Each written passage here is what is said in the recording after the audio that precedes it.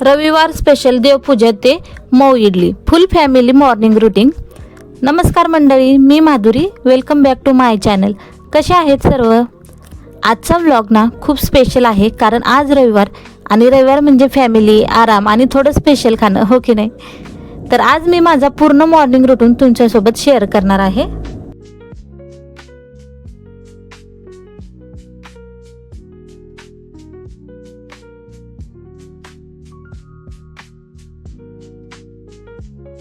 देवपूजा, घरकाम आणि नंतर बनणार आहे मऊ स्पॉन्जी इडली। सकाळी उठल्यानंतर आधी थोडी साफसफाई केली, घर स्वच्छ असेल ना तर मन पण फ्रेश वाटतं। रविवार असल्यामुळे ना थोडं एक्स्ट्राचं क्लिनिंग सुद्धा केलं, झाडू मारून घेतला, लादी पुसली आणि किचनना डीप क्लिनिंग करून घेतलं। तुम्ही पण रविवारला फुल क्लिनिंग करता का? कमेंट्समध्ये मला नक्की सांगा। आता वेळ आहे देवपूजेची, दररोज एवढा वेळ भेटत नाही, त्यामुळे ना रविवारी मात्र नक्की मी हे सगळं करत असते। फुलं अर्पण केली, दिवा लावला आणि देवाला प्रार्थना केली, सगळ्यांचं आयुष्य सुखाचं राहू दे। देवपूजा केल्यावर मन खूप शांत आणि पॉझिटिव्ह होतं। देवपूजा झाल्यावर ना पटकन फ्रेश झाले आणि आता ना थेट किचनमध्ये आले।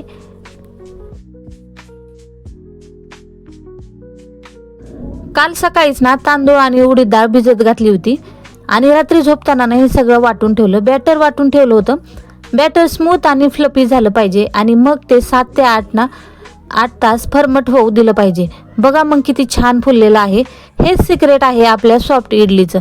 आता इडलीच्या साच्याला ना थोडंसं तेल लावून आपल्याला हे सगळं बॅटर ना त्यामध्ये घालायचं आणि याला ना स्टीमरमध्ये ठेवून 10 ते 20 मिनिटं वाफवून घ्यायचं आहे। तोपर्यंत ना बघा इथे मी भांडं तयार करून ठेवलं आणि इडली लावून ठेवली। तोपर्यंत इथे मी चटणीची तयारी करायला घेतली। तर चटणीसाठी ना मी खोबऱ्याची नाही तर पुदिना चटणी बनवायला घेतलेली होती आणि पुदिना चटणी बनवण्यासाठी ना आपल्याला थोडीशी कोथिंबीर, फ्रेश असं पुदिना, हिरवी मिरची, ओलं खोबरं, लसूण, अद्रक आणि चवीनुसार मीठ, हे सगळं ना आपल्याला इथे मिक्सरमध्ये बारीक करून घ्यायचं असतं। हे सगळं मिक्सरमध्ये बारीक करून घेतल्यानंतर ना त्याला थोडीशी फोडणी घालायची असती। तेलामध्ये आपल्याला छान तेल तापल्यानंतर ना जिरे मोहरे घालून तडतडू द्यायचं, थोडासा कढीपत्ता घालायचा आणि यामध्ये ना थोडंसं हिंग सुद्धा घालायचं, त्यामुळे आपली छान अशी टेस्टी आपली इथे चटणी तयार होते। तर बघा इथे चटणी तर मी तयार करून घेतली। माझं सगळं हे होईपर्यंत ना साई झोपेतून उठला होता आणि तो विचारित होता की मम्मी कधी होईल इडली। आणि रविवार म्हटलं की ना सगळे एकत्र बसून खाणं हेच खूप स्पेशल वाटतं, हो की नाही? तर आता इडली आपली तयार करायची होती, कारण त्याला ना साईडला कुकर लावून ठेवलेला होता। तोपर्यंत इथे मी सांबार बनवायला घेतलेलं होतं।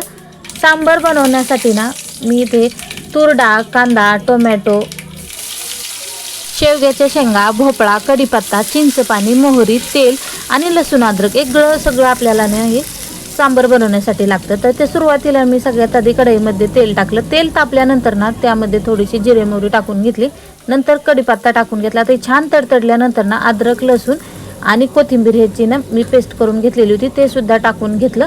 त्यामध्ये थोडासा आपल्या घरामधील मसाला आणि लाल तिखट, मीठ आणि आपण जे म्हणतो ना त्याला वासाचा सांबार मसाला, तर हे सगळं आपण यामध्ये ना घालून घ्यायचं आणि ते सगळं छान असं भाजल्यानंतर ना त्यामध्ये थोडं जे आपलं शिजलेल्या डाळीचं पाणी आहे ना ते पाणी घालून घ्यायचं आणि व्यवस्थित असं त्याला एक उकळी येऊ द्यायची। यामुळे आपल्या ना सांबारला खूप छान आणि मस्त अशी ना त्याची तरी होते। तर बघा तुम्ही इथं थोडीशी उकळी आल्यानंतर ना आता आपल्याला यामध्ये शिजवलेली डाळ जे हाताने आपल्याला छान अशी मॅश करून घ्यायची आहे, म्हणजे आपलं छान असं सांबार एकजीव होतं आणि ते खायला सुद्धा खूप टेस्टी लागतं। तर इथे सगळं मी एकजीव केलेलं सांबार थोडंसं मॅश करून घेतलं आणि नंतर मग त्यामध्ये ओतली जे डाळ। आणि हे ना मी शेवगा हे साईडला ठेवलेलं होतं काढून, कारण शेवग्याच्या शेंगा जर जास्त आपण त्या स्मॅश केल्या तर लगेच त्याचे काटे काटे निघून जातात, त्यामुळे ना तो ते थोडंसं साईडला काढून ठेवायचं आणि नंतर आपल्याला ते यामध्ये टाकून घ्यायचं आहे। तर अशा पद्धतीचं मस्त असं आपलं सांबार लगेच तयार होतं।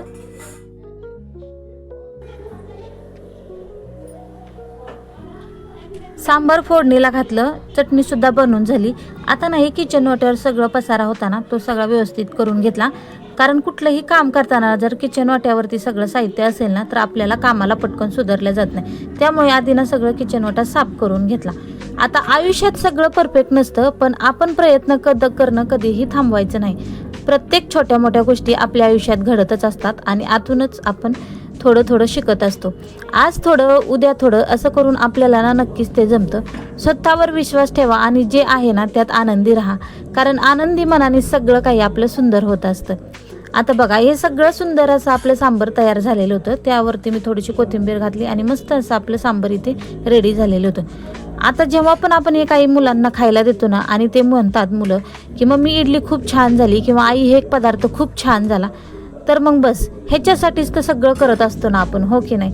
तर माझंही तसंच असतं. जेव्हा पण मी असं नवीन काय बनवते ना आणि मुलांना ते आवडतं, त्यावरचा त्यांच्या चेहऱ्यावरचा आनंद बघून ना माझं मन अगदी भरून येतं आणि खूप छान असं वाटतं की एक आपल्याला कुठेतरी मनामध्ये थोडंसं समाधान वाटतं की आपण त्यांच्या आयुष्यामध्ये थोडंसं सुख देऊ शकलो किंवा आनंद देऊ शकलो. तर बघा, इथे छान असं सांबरसुद्धा तयार झालेलं होतं आणि साईचं ना चालू होतं, मम्मी पटकन मला खायला दे. तर त्याच्यासाठी इथं मी प्लेटमध्ये सगळं काढून घेतलं. तर अशी इथं ना मी पुदिना चटणीसुद्धा बनवून घेतलेली होती. आता पुदिना चटणी ना त्याच्यासाठी थोडंसं वेगळं होती, कारण दरवेळेस ना मी ओल्या खोबऱ्याचीच चटणी बनवत असते, पण आज मात्र मी स्पेशली पुदिना चटणी बनवलेली होती. तर बघा, इथे गेल्यानंतर ना त्याची रिॲक्शन बघा. सब दंग रह गए लेकिन उससे पहले अगर मेरी कैट क्यूट लगी तो लाइक सब्सक्राइब कर दो और इस बेचारे डॉगी को देखो, इससे कोई नहीं खेलता सिर्फ इसलिए क्योंकि ये उनसे थोड़ा अलग दिखता है। अगर आप अच्छे इंसान हो तो आता बघा, इथं ना साईला पटकन खायला द्यायच्या असल्यामुळे ना मी तुम्हाला इडलीचा व्हिडिओ दाखवला नव्हता, पण आता मी नंतर तुम्हाला काढून दाखवते. वा, इडली तर छान झाली होती बघा, किती मस्त आणि मऊ स्पॉन्जी आपली ही इडली झालेली आहे. हाताने दाबली तर ना अगदी खालीपर्यंत जाते आणि खूप इझिली आपली ही बोट वळते.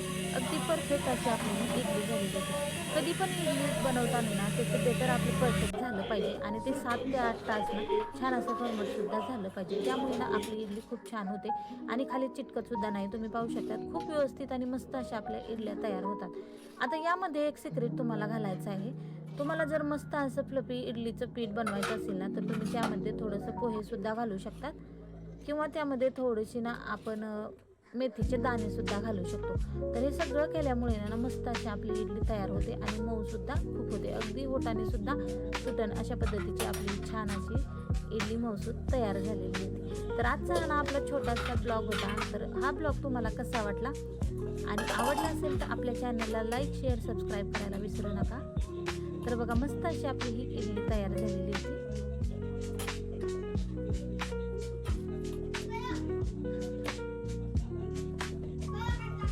तर बघा, इथं पहिल्या इडली पात्रातल्या सगळ्या इडल्या मी ना साईडला काढून घेतल्या आणि म्हटलं आता दुसरा इडलीचा कुकर लावायचा, कारण सगळ्यांनी सोबत खाल्लं की भरपूर इडली लागतात, म्हणून मी तिनं पहिला लावून घेतला आणि दुसरा लगेच त्यामध्ये लावायला घेतला.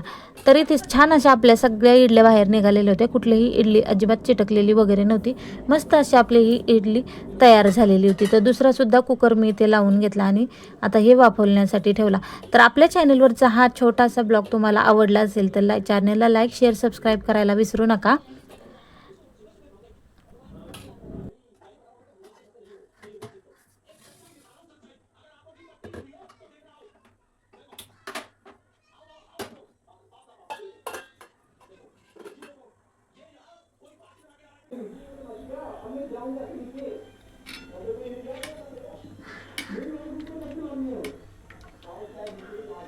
अशा पद्धतीचं होतं आपलं आजचं संडे स्पेशल मॉर्निंग रुटीन. तर कसं वाटलं हा ब्लॉग? आवडला असेल लाईक, शेअर, सबस्क्राईब.